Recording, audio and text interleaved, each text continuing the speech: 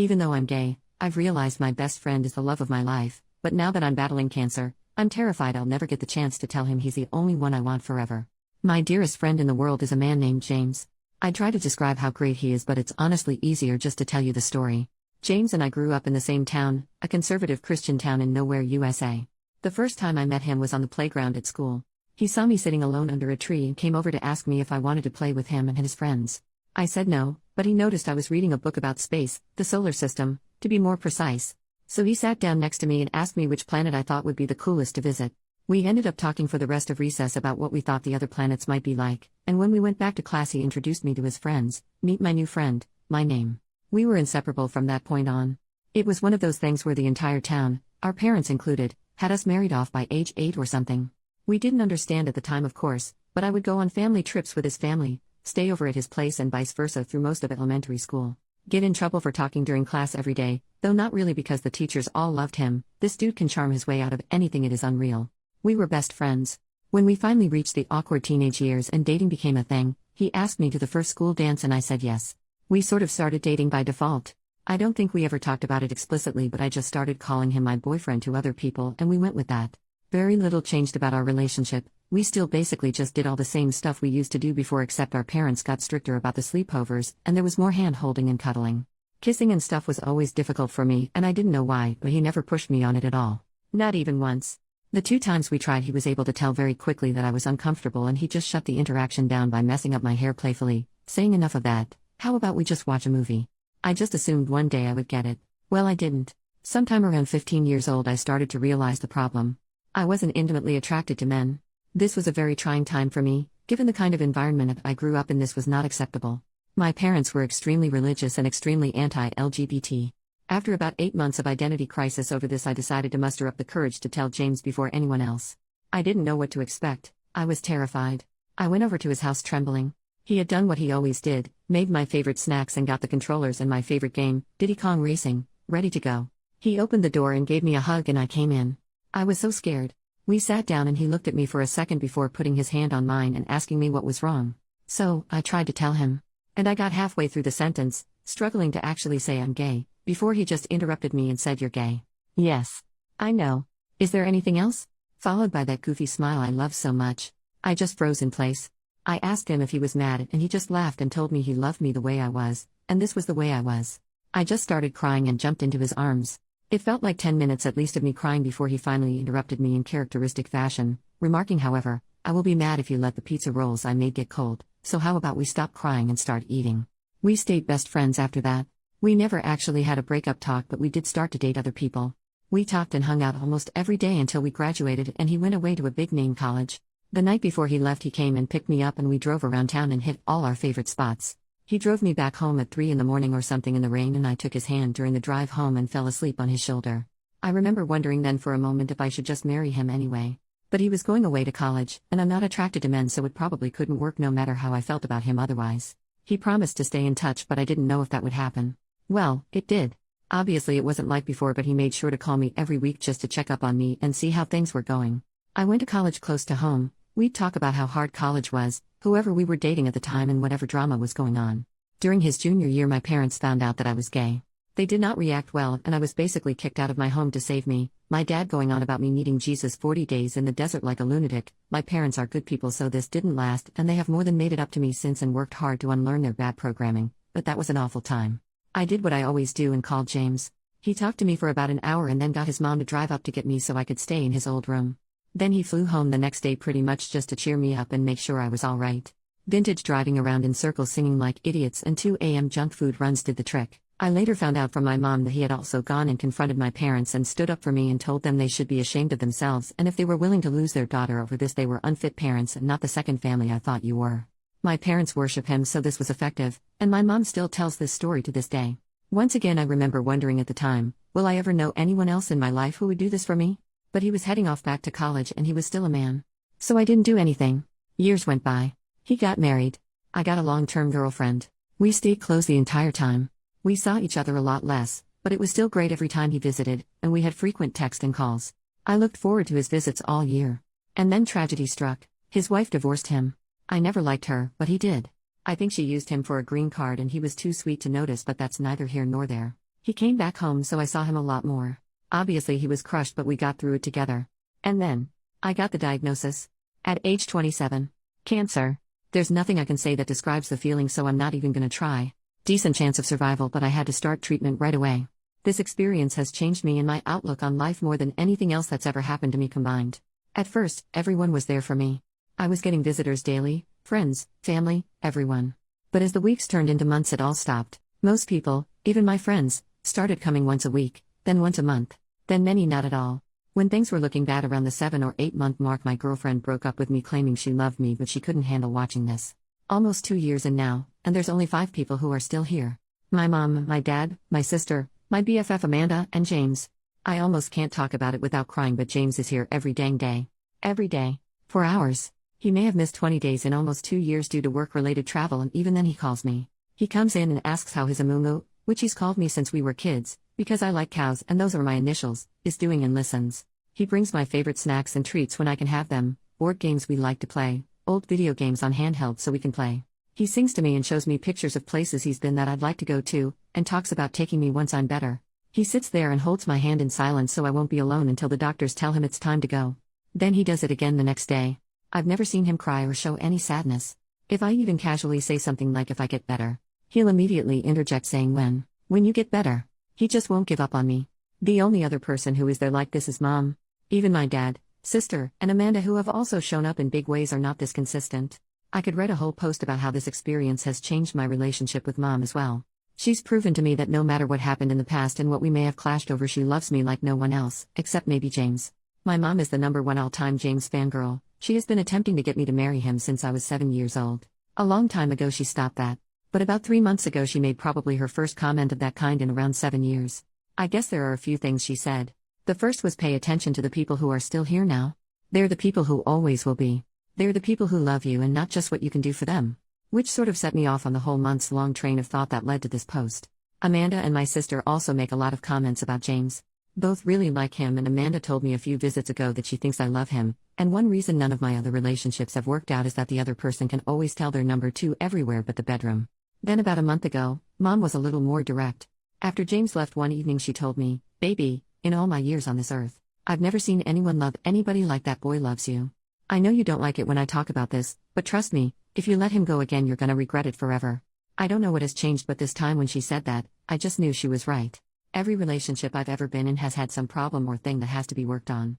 Most of them have several. The only thing missing here is that I don't feel a strong urge to rip his clothes off like I have with some, but honestly, not all or even most, of the women I've been with. But even there it's different. In general I find the idea of being with a man disgusting, but I don't find it disgusting with him. I like being touched by him and being close to him. He's so gentle.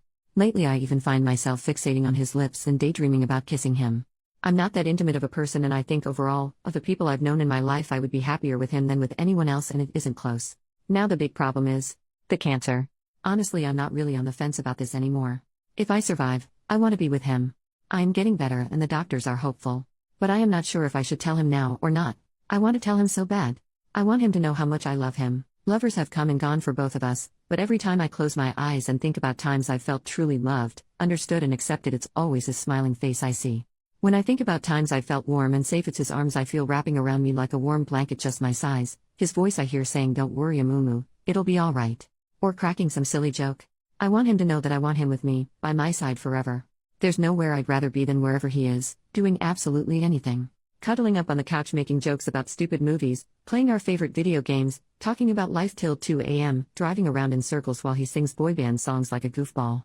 I don't care as long as he's there too. I want him to know that if I survive this, we will be together. That's what I want. That's all I want. He's all I want. But I'm scared to tell him, because I don't know what's going to happen.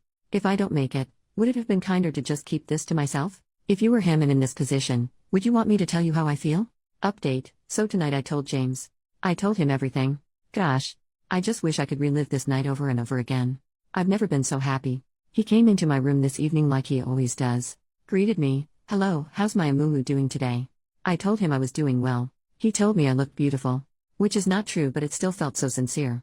Then he started unpacking the stuff he brought me today. I asked him to stop and just come sit with me because I wanted to talk to him. He nodded and came and sat down next to me. "What's up?" he asked. It took me a bit to gather myself. I kept getting distracted by his eyes. How he looks at me sometimes, I don't know how to describe it. I told him I love you. And he just kind of laughed and touched my hand before casually responding, oh, I know that, I love you too. In retrospect, this wasn't the best way to start, I guess, since we've said that enough, with a different understanding that he didn't get what was happening. He started to get up again to unpack the snacks, and I grabbed his arm and asked him to let me finish. He looked confused, but he nodded and sat back down. And then I did it. I told him everything. I told him about all the times in the past I'd thought about just marrying him despite my sexuality. I told him my favorite memories of him and how they make me feel. I told him he'd always been my best friend and the person I trusted the most. I told him I made a mistake and I should have chosen him. I then basically devolved into reciting the last paragraph of my first post to him. He's the face I see when I think about feeling loved, the embrace I feel when I think about being safe. It doesn't matter what we do, if we're together I'm happy, and he's the only thing I want for the rest of my life. He basically froze. He said nothing, just looked at me as I spilled everything. I am not sure he even blinked. When I finished and looked up at him, he was sitting there like a statue with his mouth slightly open, still enough it was like he forgot to breathe. James always knows what to say, so this was a little unnerving to me. I started to ask him if everything was all right, but before I could finish, his expression broke. He exhaled into a weak but incredibly tender, quivering smile, and he just reached out and pulled me into a hug. I buried my head in his chest and his arms just wrapped around me. I just melted into him. He was so gentle. It felt so easy. It felt so right. Then he started crying, and then I started crying. He's been coming here through 2 years of cancer treatment and never seen him cry till now. He held me for a while, but however long it wasn't long enough. He still hadn't actually said a single word since I finished talking, but I guess he didn't really need to. Then he finally answered my question with, "Now it is." When he finally pulled away, his face was red from crying, but he just looked so happy. He looked at me for a bit.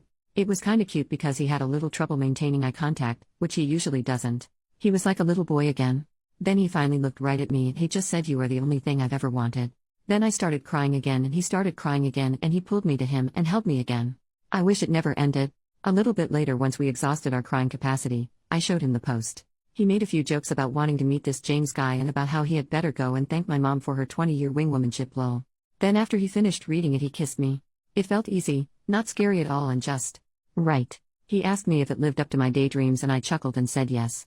Then he said, "I'm not so sure myself, I think I need more data," and kissed me again. He is so ridiculous, but this was smooth as butter. Then after that we started talking, and I guess he told me everything too. He said he'd loved me since we were little kids. Told me he still has every drawing, letter and craft I ever made for him in a safe that he took with him to college and has taken everywhere he's ever lived. We talked about the day I came out as gay to him, and how he'd figured it out earlier, but he struggled to accept it for months in secret because he had lived his entire life up to that point assuming we would be a family and wanting nothing else. He told me he thought about our last night before college all the time, and he kept hoping that entire night I'd say something before he left, because then he'd have transferred colleges to stay with me. Told me he actually took a very long way home just to prolong the time when we were holding hands and I was sleeping on his shoulder, and that it was to this day his favorite memory. Then he looked at me with those piercing green eyes and said, "For me, there has never been anyone else." He loved once, me, and then struggled through a bunch of rebounds, and even though he had learned to bury it and move on with life and was happy in our friendship, his heart had only ever belonged to me. Honestly, I guess I should have known this. My dad told me he was sure this was true before, but I didn't listen. But I was flustered and deeply moved. I joked that he should enter the Olympics as a torch carrier, and he said they'd never have a chance. I'm the greatest there ever was. We sat and talked and reminisced some more, mostly about when we were kids.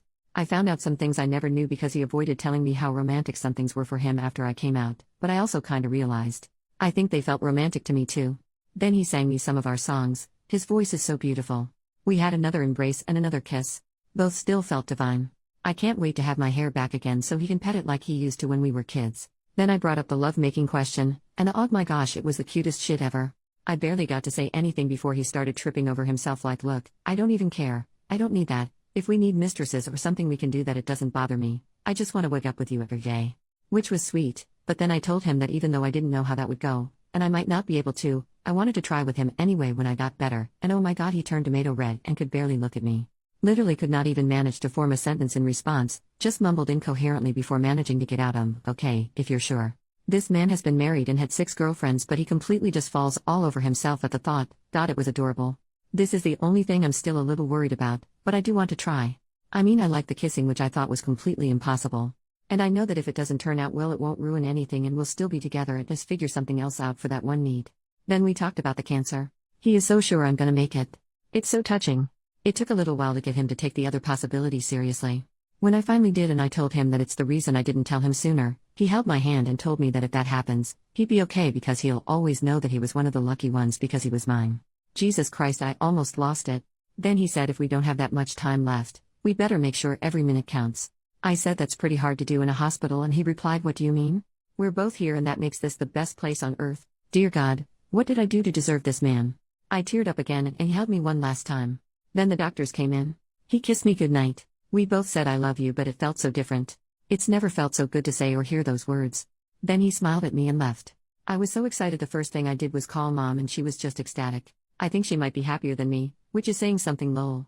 As soon as I told her what happened and that James and I are together, she just started crying and talking about what a good boy he is, how she just knew this would happen and that she can rest easy now because she knows I will always be loved and taken care of. Plenty of her destiny talk, which usually gets on my nerves, but honestly I was so happy tonight. Screw it, I'm on board. Maybe it was destiny. I guess sometimes Mom really does know best. I feel like a teenager again. I never thought I'd feel this way again in my life.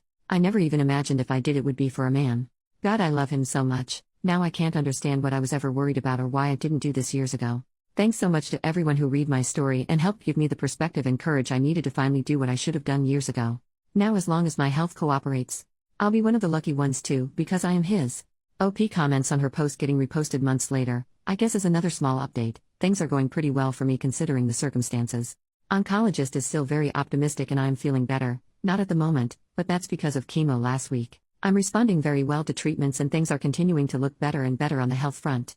And James has just been the absolute best. He was already such a huge source of support for me before I told him how I felt and we became a couple, but since then, man, there's no words for it. I guess he feels like he doesn't have to hold back on the affection and support, and it's been absolutely wonderful being cradled in his love basically every hour of the day. I feel so lucky and I am so glad I told him, and so thankful to everyone who responded to my post and helped me muster the courage to do so.